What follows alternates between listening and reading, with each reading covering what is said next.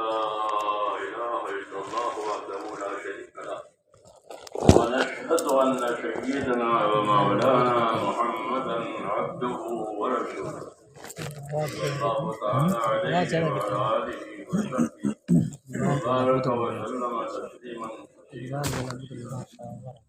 اللهم اجعلنا نبينا محمدا صلى الله عليه وسلم بما هو أهله واجزي الأنبياء كلهم خيرا وسلام على المرسلين والحمد لله رب العالمين. أعوذ بالله من الشيطان الرجيم. فمن أحسن قولا ممن دعا إلى الله وعمل صالحا وقال إنني من المسلمين.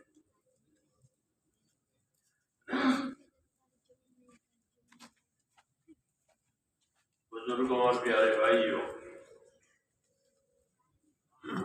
ہمارے نام ہمارے لیے جناب رسول اللہ صلی اللہ علیہ وسلم کا ایک پیغام ہے، اور بھی ہیں پیغامات، وہ ہیں پیغمبر، تو ایک پیغام دیا ہے لوگوں کو، اور خاص طور سے امت کو۔ وہ پیغام یہ ہے کہ ان الدنیا خلقت لکم وانکم خلقتم للآخرہ۔ یہ پیغام ہے۔ اس پیغام میں دو باتیں ہیں، ایک بشارت ہے، ایک ذمہ داری کی بات ہے، اور یہی چیز دعوت میں اور تبلیغ میں ہوتی ہے۔ ذمہ داریوں کے پورا کرنے پر کیا کیا بشارت ہیں اور کیا کیا فضائل ہیں وہ، اور ذمہ داری کیا کیا ہے وہ، ان دونوں کا دعوت میں جانا جاتا ہے اور بتایا جاتا ہے کہ دین کی دعوت، دین کی تبلیغ، اس میں کیا بتایا جاتا ہے کہ ایک تو ذمہ داریاں بتائی جاتی ہیں، دوسرا ان ذمہ داریوں کے پورا ہونے پر کیا ملے گا، اور اگر یہ ذمہ داریاں فوت ہو گئی، ادا نہیں ہوئی تو کیا بھگتان ہوگا، وہ بتایا جاتا ہے۔ اسی کو دعوت کہتے ہیں کہ ذمہ داریوں کے پورا کرنے پر انعام اکرام ہے، اور ذمہ داریوں کے پورا نہ ہونے پر دوسری بات، کیونکہ اللہ نے دنیا کو ذمہ داریوں کے پورا کرنے کی جگہ بنایا ہے، اور آخر میں حساب کتاب ہے۔ یہ ترتیب ہے کہ آخر میں حساب کتاب ہے، جب پہلے کوئی ذمہ داری ہو، کوئی کام ہو، تو اس کا آخر میں حساب کتاب، اس سے بتایا کہ آخر میں حساب کتاب ہے کہ تم سب کو اللہ کہتے ہیں ہم اپنے پاس بلائیں گے۔ ان الینا ایابہم ثم ان علینا حسابہم، ان الینا ایابہم، بے شک ہماری ہی طرف تمہارا آنا ہے اور کہیں جانا ہے۔ سب لوٹ کر اللہ کے پاس سے جائیں گے، جیسے پہلے پیدا کر کے بھیجے ہیں ایسے واپس بھی بلائیں گے۔ یہ کہا ان الینا ایابہم، کوئی اس میں شک نہیں ہے کہ ہمارے ہی طرف آؤ گے لوٹ کر۔ ایسے اس میں بھی کوئی شک نہیں ہے کہ ہمارے ذمہ ہے تم سے حساب لینا۔ تو حساب لینا اس بات کی دلیل ہے کہ ہم پر کوئی ذمہ داری ہے، اور ذمہ داری پوری ہوئی نہیں ہوئی، ناقص ہوئی یا تمام ہوئی، اخلاص سے ہوئی بغیر اخلاص سے ہوئی، یہ حساب کہلاتا ہے۔ اس لیے میں نے یہ عرض کیا کہ اللہ نے دنیا کی زندگی کو ذمہ داریوں کی زندگی قرار دیا ہے، اور ان ذمہ داریوں کو سمجھانے کے لیے معاملہ ہمارے اوپر نہیں چھوڑا اللہ تعالیٰ نے، بلکہ ان ذمہ داریوں کو سمجھانے کے لیے سمجھانے والے دیے، معنی میں ان کے سامنے امت کے سامنے اپنی ذمہ داری آ جائے، اور وہ جو ذمہ داریاں سمجھانے کے لیے دنیا میں آئے وہ اللہ کے نبی ہے۔ نبی کیسے ہوتے تو وہ انسان، فرشتے نہیں ہوتے، جن نہیں ہوتے، لیکن فرشتے ہوتے، جن ہوتے تو فائدہ اٹھانا مشکل، دوسری جنس ہے، دوسری جنس سے فائدہ اٹھانا آسان نہیں۔ ہماری ہی جنس میں سے انسانوں میں سے نبی کھڑی تاکہ انسیت پیدا ہو جائے۔ شروع سے یہ سلسلہ چلایا ہے اللہ نے۔ آدم علیہ السلام کی اولاد میں آدم علیہ السلام کی اولاد کے لوگ نبی،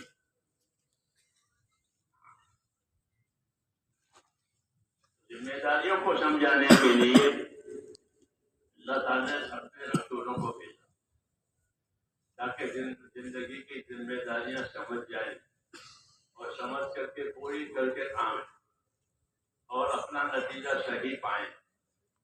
اس لیے کہ دنیا کو عمل کی جگہ بنایا ہے، آخرت کو نتائج کی جگہ بتایا ہے۔ یہ عمل کی جگہ ہے، یہاں اپنی دنیا کے لیے بھی آدمی کام کرے گا، اپنے آخرت کے لیے کام کرے گا، انفرادی ضرورتوں کے لیے بھی کام کرے گا، اجتماعی ضرورتوں کے لیے کام کرے گا۔ یہ تو ہے ہی عمل اور کام کی جگہ، اس کو دارالعمل کہتے ہیں۔ یہ عمل کی جگہ ہے، اور عمل کرنے کی طاقتیں بھی دی ہیں، سمجھنے کی طاقت بھی دی ہے، عمل کرنے کی بھی طاقت دی ہے، اور تیسری طاقت یقین کرنے کی دعوت دی ہے۔ یقین کا تعلق دل سے ہوتا ہے، کسی بات پر آدمی کا یقین جم جائے تو اس کے لیے اللہ نے دل پیدا کیا تاکہ دلوں میں کسی چیز کے حق ہونے کا یقین، اور اس کے پیچھے انعام اکرام ملنے کا یقین، یہ دل میں ہوتا ہے، اور اس کے خلاف کرنے کا خوف، یہ بھی دل میں ہوتا ہے۔ اس کے خلاف کیا، ذمہ داری پوری نہیں ہوئی تو ڈرنے کی بات ہے، خوف والے حالات آئیں، خوف والے حالات آئیں۔ یہ آخرت میں امن کے حالات بھی ہوں گے، خوف کے حالات بھی ہوں گے۔ ایک قسم ہوگی کہ ان کے لیے امن ہی امن ہے، چین ہی چین ہے، کوئی خوف نہیں، لا خوف علیہم ولا هم یحزنون، کہ ان کے اوپر کوئی خوف نہیں اور نہ ان کے لیے کوئی غم ہے۔ یہ کن کے لیے؟ یہ اللہ کے تابعداروں کے لیے، اللہ کو راضی کر کے زندگی گزار کر کے آخرت میں آنے والوں کے لیے، ان کے لیے بشارت ہوئی کہ لا خوف علیہم ولا هم یحزنون، ان کے لیے کوئی ڈرنے کی بات نہیں اور ان کے لیے کوئی غم کی بات بھی نہیں۔ ڈر کا تعلق مستقبل سے ہوتا ہے، ڈر کا تعلق مستقبل سے ہوتا ہے، اور غم کا تعلق ماضی سے ہوتا ہے۔ یہ قاعدہ ہے آدمی کی طبیعت ہے۔ لا خوف علیہم ولا هم یحزنون الا ان اولیاء اللہ لا خوف علیہم ولا هم یحزنون۔ یاد رکھو، یاد رکھو، اللہ کے دوستوں پر، اللہ کے تابعداروں پر کوئی خوف نہیں ہے اور کوئی غم نہیں۔ بہت بڑا انعام ہے، یہ بہت بڑا انعام۔ آدمی کسی اجنبی جگہ پر جاتا ہے تو اس کو خوف ہوتا ہے، میں جاتا ہوں، پتہ نہیں وہاں میرے لیے کیا سہولت ہوگی، کیا دشواری ہوگی، ملک میں جا رہا ہوں، پتہ نہیں ملک میں میرا قدم جمے گا نہیں جمے گا، ویزا ملے گا نہیں ملے گا، حالات کیسے رہیں گے۔ خوف کا تعلق مستقبل سے ہوتا ہے اور غم کا تعلق ماضی سے ہوتا ہے۔ کہ جن چیزوں کو چھوڑ کر آدمی جا رہا ہے اس کا غم ہوتا ہے، بال بچوں کو چھوڑا ہے، کاروبار کو چھوڑا ہے، اور بیماری مدت کے لیے جا رہا ہے، یا خدا نخواستہ جیل میں جا رہا ہے، تو اس کو غم بھی ہوتا ہے اور خوف بھی ہوتا ہے۔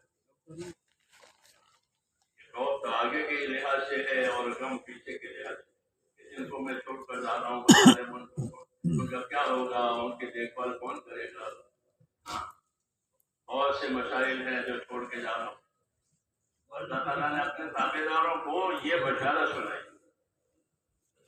کہ جن لوگوں نے دنیا میں اللہ کی تابع داری کے ساتھ اپنی زندگیاں گزاری ہیں ان کے لیے خوف نہیں ہے، مستقبل میں کوئی خوف نہیں. اور جس حال کو یہ چھوڑ کے جا رہے ہیں اپنے پیچھے والوں کو، ان کے بارے میں کوئی غم کی بات نہیں. تو غم کا تعلق ماضی سے ہے، خوف کا تعلق مستقبل سے ہے. اللہ نے اپنے تابع داروں کو یہ بشارت دی ہے کہ وہ دنیا چھوڑ کر آخرت میں آئیں گے، ان کے لیے کوئی غم کی بات نہیں. جن کو پیچھے چھوڑ کے جا رہے ہیں ہم ان کے والی ہیں، ہم ان کے والی ہیں. اور جو آگے کے معاملات ہیں اس معاملات میں ہم ان کی قدر کریں گے کیوں کہ انہوں نے ہماری تابع داری کی. تو یہ بشارتیں ہوتی ہیں اللہ تعالیٰ کی ذمہ داریوں کو زندگی میں صحیح ادا کرنے کے لیے کہ ماضی میں بھی کوئی بات نہیں ہے اور مستقبل میں بھی کوئی بات نہیں. اس لیے کہ آخرت کا معاملہ ہے. نبیوں کی دعوت میں اور ان کی تعلیم میں سب سے زیادہ اہمیت آخرت کو دی جاتی ہے. سب سے زیادہ اہمیت وہ آخرت کو دیتے ہیں کہ دنیا میں ایسی زندگی گزرے کہ تمہاری آخرت بنے. ایسی زندگی نہ گزرے کہ آخرت بگڑے، کیونکہ دنیا تو گزر جائے گی اور آخرت بگڑ گئی تو یہ کہاں جائے گا؟ یہ کہاں جائے گا؟ دنیا لگی نہیں، آخرت بنی نہیں، یہ ہلاکت کہلاتی ہے، یہ ہلاک ہو گیا. ہاں، اب اس کا کوئی مددگار نہیں ہے، اس کا کوئی سہارا نہیں ہے، اس کے لیے بھگتنا ہی بھگتنا ہے. حضور صلی اللہ علیہ وسلم نے قسم کھا کر کے ایک بات بتائی.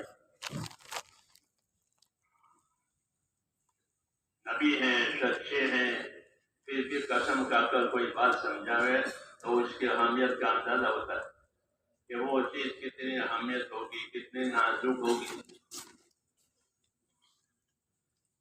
تو فرمایا والذی نفس محمد بیدہ ما بعد الموت دار الا الجنۃ او النار. اس پروردگار کی قسم کھا کے کہتا ہوں جس کے قبضے میں میری زندگی ہے. آپ فرما رہے ہیں اللہ کی قسم کھا رہے ہیں کہ میں اس پروردگار کی قسم کھا کر کہتا ہوں جس کے قبضے میں میری زندگی ہے. کیا کہنا فرمانا چاہتے ہیں قسم کھا کر کہ ما بعد الموت دار الا الجنۃ او النار، کہ موت کے بعد آدمی کا ٹھکانہ یا جنت بنے گی یا دوزخ بنے گی، دونوں میں سے ایک، دوسرے دونوں ایک بنے گی. یا یہ جہاں سے جائے گا تو اپنی جنت بنا کر جائے گا، یہاں سے جائے گا تو دوزخ بنا کے جائے گا. یہ بہت اہم بات ہے کیونکہ زندگی تو روز بروز ختم ہونے پر ہے، ہمارے قبضے میں نہیں ہے، ختم ہونے پر ہے. روز روز کٹ رہی ہے. جیسے برف کی سلے کو دھوپ میں چھوڑو تو وہ روز گل تھوڑی تھوڑی تھوڑی تھوڑی پگھل رہی ہے. ہاں پگھل جائے گی وہ سورج کی گرمی سے. ایسی زندگی کے رات دن کے گزرنے سے وہ دن روز روز ختم ہوتی، پھر ختم ہو کر یہ پھر ختم ہو کر پھر آخرت. تو ہمیں رسول اللہ صلی اللہ علیہ وسلم نے یہ رہبری فرمائی ہے کہ اللہ نے دنیا کو تمہارے لیے پیدا کر دیا ہے. یہ انعام ہے، یہ انعام ہے اللہ کا کہ ساری دنیا کی نعمتیں، ساری دنیا کی چیزیں ہمارے لیے پیدا ہوئی اور کسی کے لیے نہیں، ہمارے لیے. دنیا کی تمام چیزیں تمہارے لیے پیدا کی. بعض چیزوں کا نفع معلوم ہوتا ہے، بعض چیزوں کا نفع معلوم نہیں ہوتا، بعض چیزوں کی ضرورت کا اندازہ ہو جاتا ہے کہ ہاں یہ چیزیں بہت ضروری ہے، اور بعض چیزیں ہوتی ہے اور آدمی کو اس کی ضرورت کا اندازہ ہوتا ہے، لیکن ہے وہ ان کے لیے۔ یہ تو نعمت جتائی، انبیاء کرام کا یہی طریقہ ہوتا ہے کہ وہ بندوں کو اللہ کی طرف متوجہ کرنے کے لیے اللہ کے انعامات اکرامات ان کو بتاتے ہیں۔ دو چیزیں ان کی دعوت میں ہوتی ہیں، ایک اللہ کے انعامات اکرامات ان کو بتاتے ہیں کہ تم سوچو تمہارے ساتھ اللہ کی کتنی نعمتیں ہیں، تو اللہ کی نعمتوں کی طرف متوجہ کرتے ہیں تاکہ اللہ کی محبت پیدا ہو جائے، کیونکہ نعمت اللہ کا احسان ہے کہ اللہ نے نعمت دی ہے بغیر مانگے، تو نعمت دینے والا احسان کرنے والا اس کی محبت طبعی طور پر ہوتی ہے۔ اس کے ساتھ اللہ کی نعمتیں دیکھو۔ دوسری چیز سمجھائی ہے انہوں نے اللہ کی قدرت سمجھائی،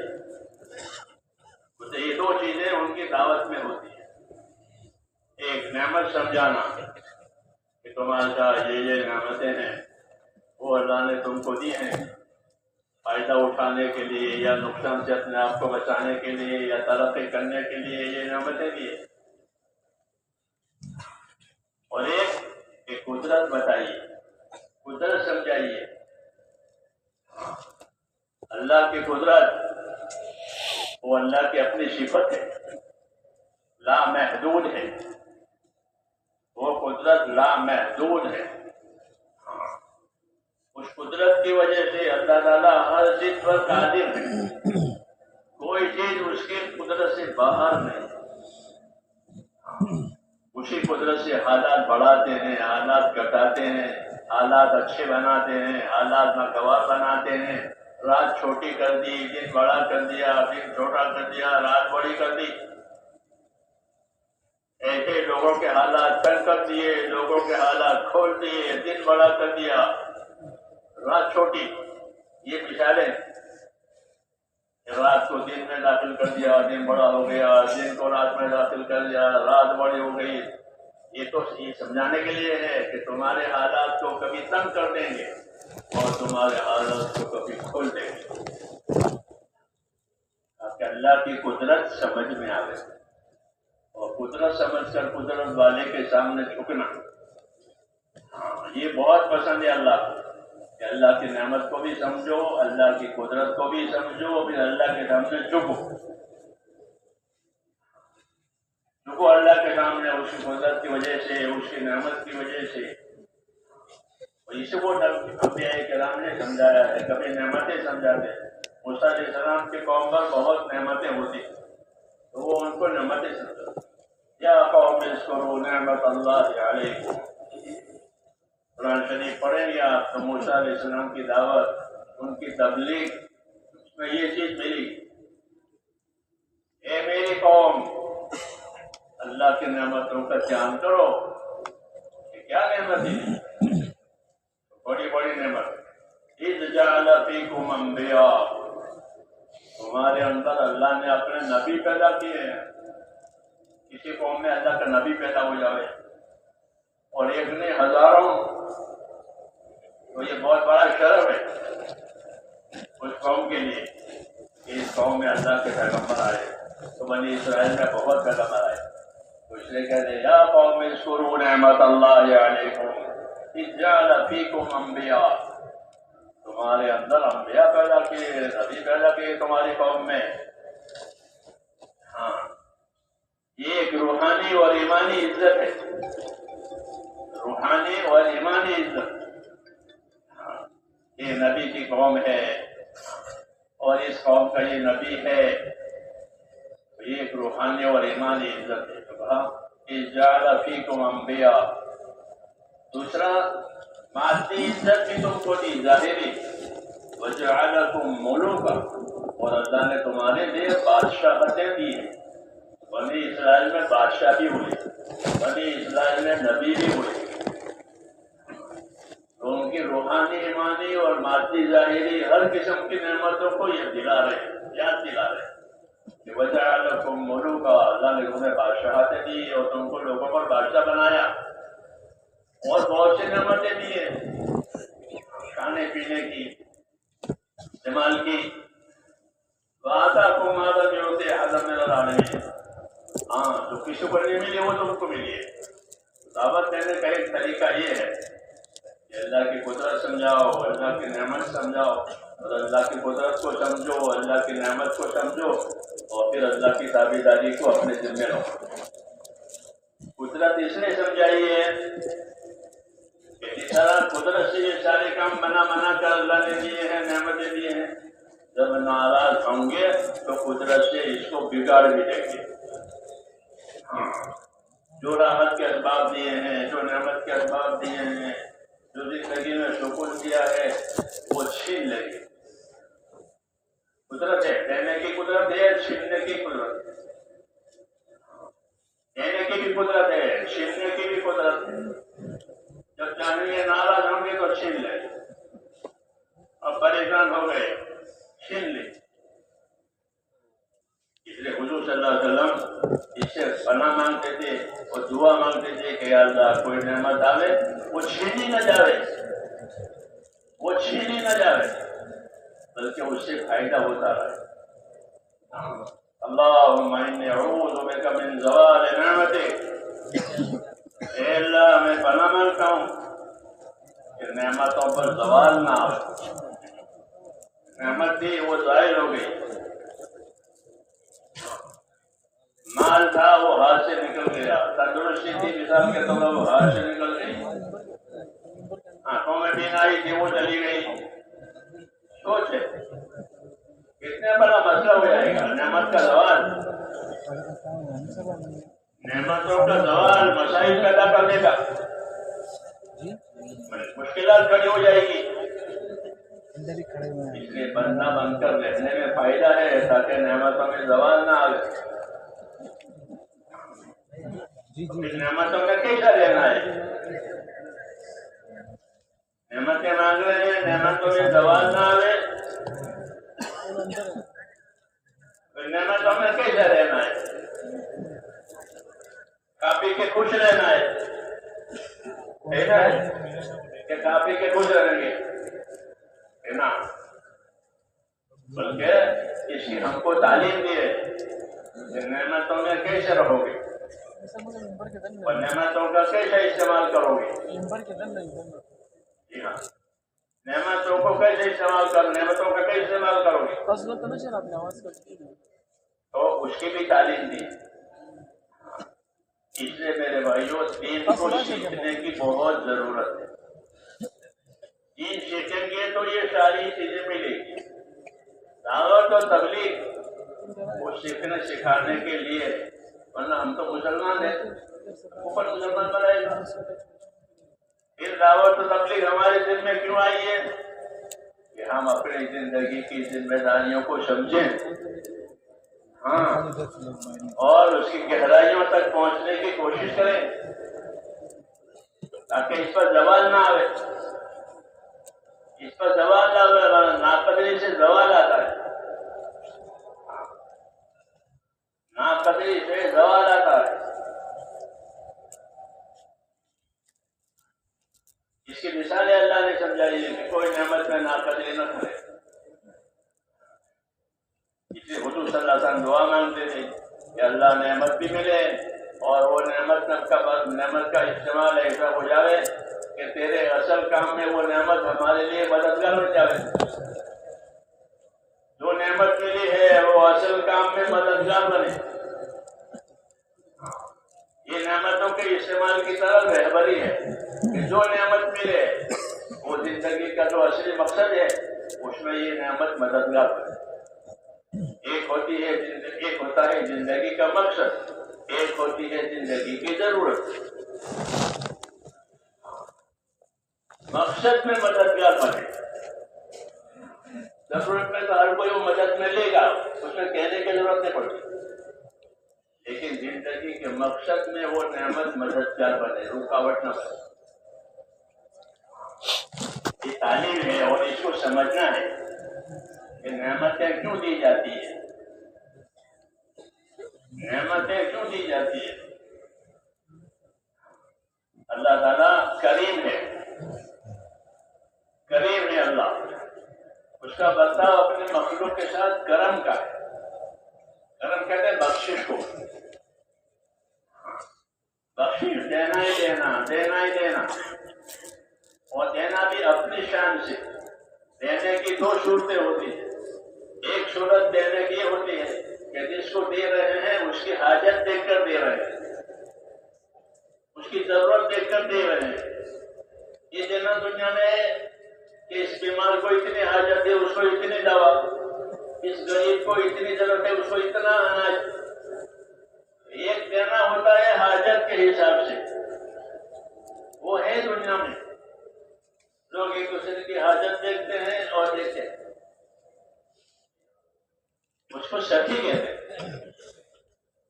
حاجت دیکھ کر دے دے وہ سخی،